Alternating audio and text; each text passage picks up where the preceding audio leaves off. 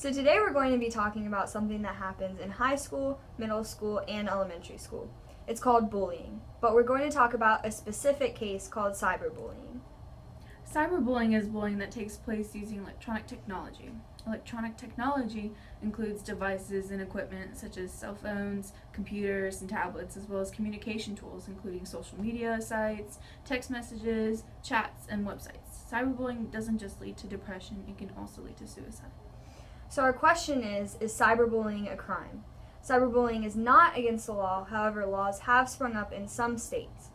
Legislators are not oblivious to the fact that cyberbullying is happening all over social media.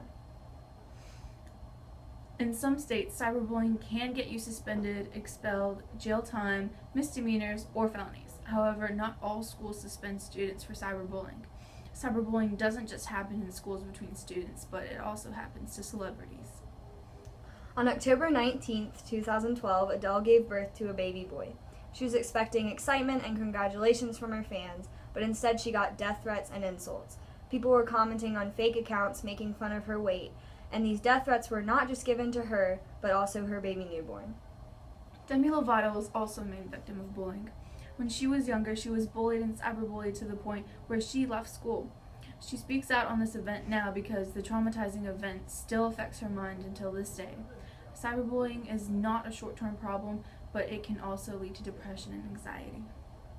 The movie Cyberbullying, starring Emily Osment, who played Taylor Hildridge, came out in July of 2011. The whole movie is about how one little thing got twisted into a huge story. All of the mean and harsh comments caused her to go into a deep depression and eventually leading to her attempt suicide. Suicide is the second leading causes of death in ages 10 to 24.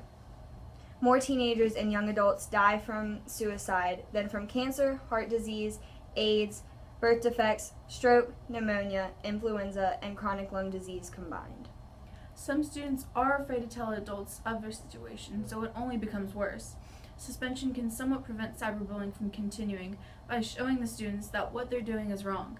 Getting away from school and away from the people they are bullying will give them time to think about their choices.